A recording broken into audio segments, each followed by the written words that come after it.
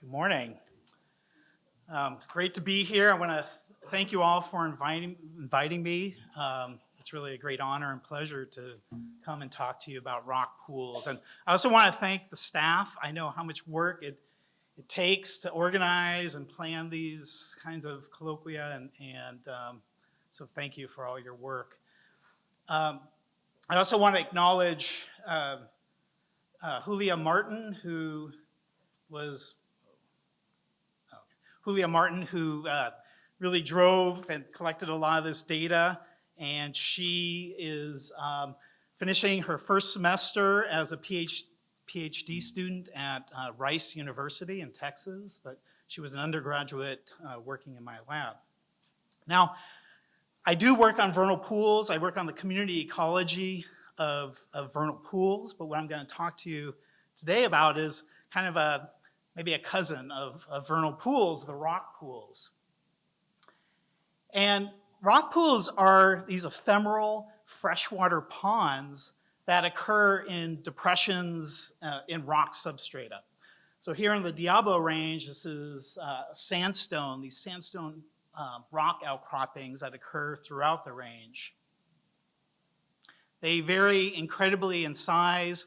There are some the size of basketballs, and some that are like swimming pool size. These pools occur, these rock pools occur throughout the world. It's pretty rare habitat, but widespread. And they are incredibly important in many parts of the world, both culturally and ecologically. Culturally, because especially in the drier parts of the world, they're used as a water source. And they're also ecologically important because there are many species found in these rock pools that are found nowhere else. But as a whole, they are rare and they're widespread, but they're severely understudied. Here in the Diablo Range, I've been working with Doug Bell at East Bay Regional Park District for almost like 15 years or so, where we've been studying the invertebrate species in rock pools and water quality and so forth. And there are a number of endangered and threatened fauna, and these have been the focus of our studies. They include Branconecta longiantenna, which is a federally endangered species, and Branconecta lynchii, which is a federally threatened species. And so we've been studying these species. Longiantenna are, all right, there we go.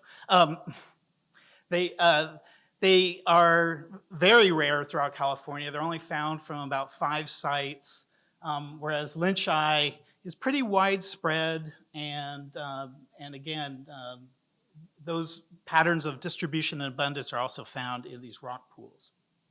Anyway, we're going to move on. This is a long story for another time, these species in rock pools. They're also in rock pools, you find California tiger salamanders, which we have not studied specifically, but they are found from, uh-oh, am I doing something wrong? Okay. Okay, so these rock pools they don't occur in a vacuum, of course. They, just like all freshwater ecosystems, they interact with the terrestrial environment in different ways. And there have been a few studies that have looked at this, but I just want to point out that they do accumulate over time, just like ponds and lakes. They accumulate organic matter, and they can shift to being a terrestrial habitat. And so there's been a couple of studies looking at this, like the Bushke paper from about a decade ago, looking at like when and where these rock pools will get filled in by the terrestrial community. And most studies tend to find that it's kind of the shape of the rock pool and location that results in this infilling and the rate of infilling of these pools.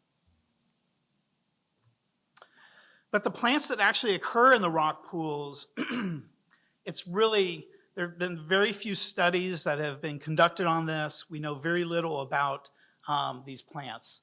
If we look globally, there have been a few studies, one from Malta, one from tropical Australia, and one from from South Africa, excuse me.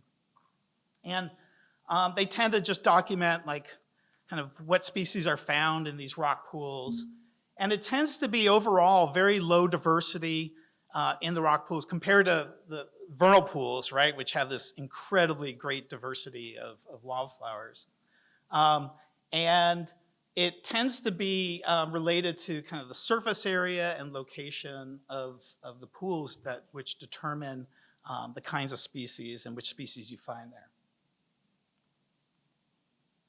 Okay, so the questions that were driving our project included really first, just what plant species are associated with rock pools here in the Diablo Range? Secondly, what rock pool characteristics are associated with those plants? And then finally, are there any implications for management and restoration coming out of these patterns that we observed in rock pools? Okay, so we did wet season surveys. This was last year. We did it primarily at Brushy Peak and Vasco Caves Regional Preserve. And we were sampling the rock pools from January through March. And you can see us out there sampling rock pools. And what did we measure? We looked at the plants and algae within the rock pools, or cover and species richness, as well as the pool, not only in the pool, but also along the edge of the pools. We also measured other variables of the rock pool, including pool depth, water quality, invertebrate abundance, and richness. Okay. So the long and short of it is it's not very diverse in the rock pools. We found the one actual plant species is Callitrichia marginata. This is an aquatic plant. It's common to vernal pools. It's found from Baja California all the way up to British Columbia. And it tends to be associated with vernal pools and other aquatic habitats. The other common photosynthetic organism that we found in the rock pools were Cladophora, which is a filamentous algae. And what we found was those two species were positively correlated with one another. They really occurred together in half of the pools. Algae occurred alone only in 23% of the pools, whereas neither were present in 23 of the pools. So that was kind of the breakdown of the presence of these species in rock pools. Okay, so what were the ecological relationships of these organisms? Well, with marginata, we found a negative correlation with depth and chlorophyll A. And chlorophyll A, keep in mind, is representing the unicellular algae found in these rock pools, which are the primary food of fairy shrimp and the other aquatic invertebrates in the rock pools. So they were negatively correlated with one another. They were positively associated with Branchionecta lynchi. Whereas with the filamentous algae, they were negatively associated with depth, chlorophyll A, similar to marginata, but also turbidity. And here they were negatively associated with lynchi and active species abundances. So like insects, which tend to be the top predators in this system, tended to be negatively associated with the presence of algae. And then finally, they were that filamentous algae was positively associated with conductivity and longy antenna. So very interesting patterns in these associations. And just to give you a little taste of graphs, this is just depth and algae cover negatively associated, as well as Branconecta lynchi.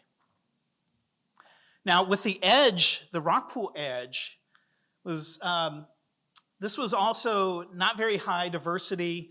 It was primarily the invasive grasses. So it really reflected the surrounding grassland habitat that you see outside of the rock pools. And so bromus, avena, and so forth.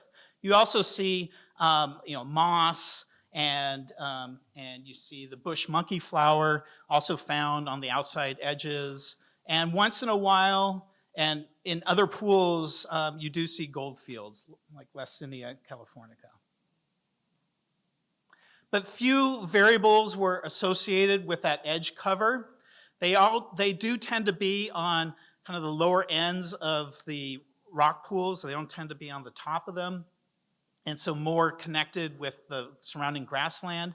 But we did find positive correlations with pool nitrate and phosphate, which is not surprising because these plants are depositing all this organic matter right into the rock pool, and so increasing the nutrients, which could be a good or a bad thing.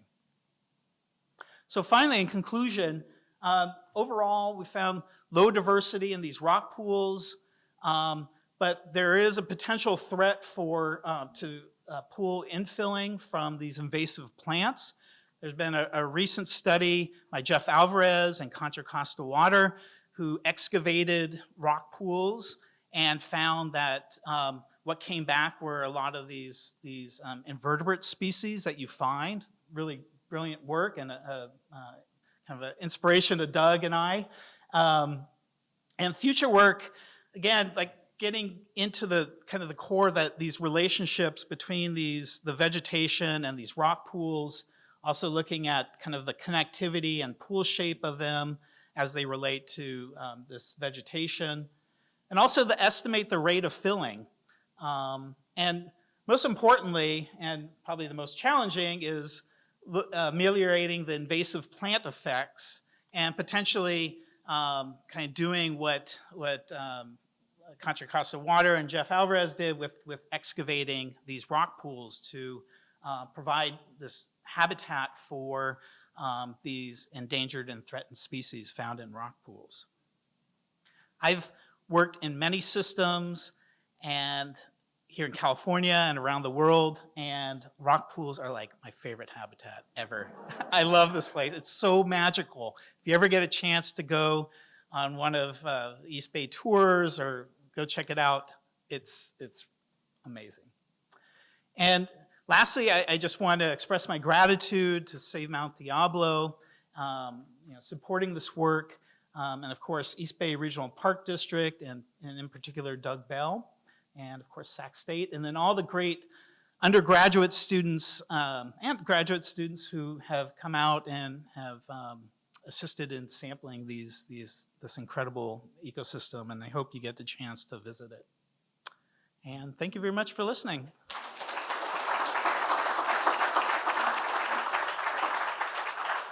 Yeah. So did you go back later in the season to see what percentage of these rock pools dried up completely? And sort of a corollary question, given climate change and lots of rain some years and drought other years, do we know how that affects the species that occur in those pools? Excellent questions. First, they all dry up. So they all dry up. That's the long and the short of it. And then with climate change, so the species that occur in these kinds of ecosystems, not only rock pools but also vernal pools, they're adapted to that shifting, those years with lots of rainfall and years with no rainfall. So like the invertebrates, when we're talking about crustaceans, they produce resting eggs that then just sit at the bottom of the rock pools waiting for them to fill up. And they could wait decades. They've revived those resting eggs, not from our species, but from others, hundreds of years old, so they can sit there for a long time. With the insects, of course, they're coming, dispersing from other habitats. So, and same thing with plants, right? So they have these adaptations to that, the variation in precipitation and temperature. Now, the temperature part of the climate change, that's a little bit more complicated. And we've done some work in my lab looking at how temperature changes and just by 1 to 2 degrees. And we've found, this is some published work, that it negatively affects the threatened, endangered, endemic species like the fairy shrimp and clam shrimp and so forth.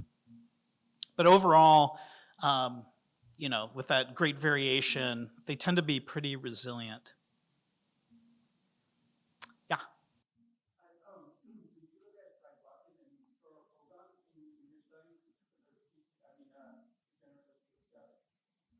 The which species? Mm-mm. That was easy. Yeah.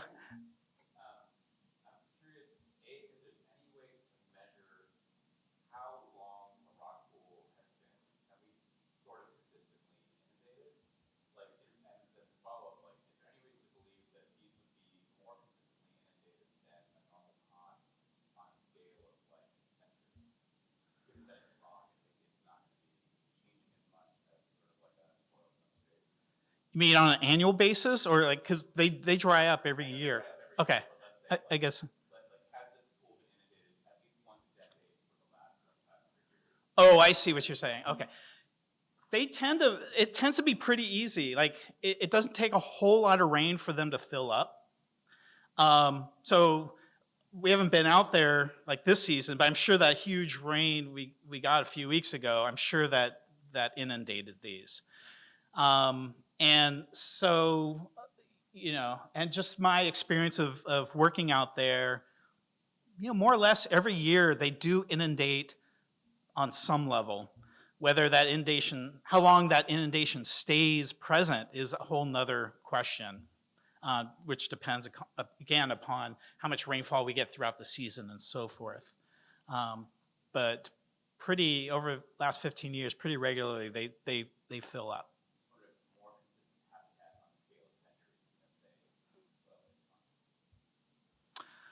Oh, you're putting in the competition with vernal pools? Yeah, I mean, yes, I would say yes, because with this system, it doesn't take a whole lot of rain for them to fill up, whereas the vernal pools, it has to build up that water table. So yes, and that brings up interesting questions about the life histories of a lot of these organisms that live in them, which is, so if anybody was looking to do a master's, that's a great, and yeah, so anyways, I'll leave it at that. But I'd be happy to talk to anybody else about this stuff during the break. Any other questions? I think we're at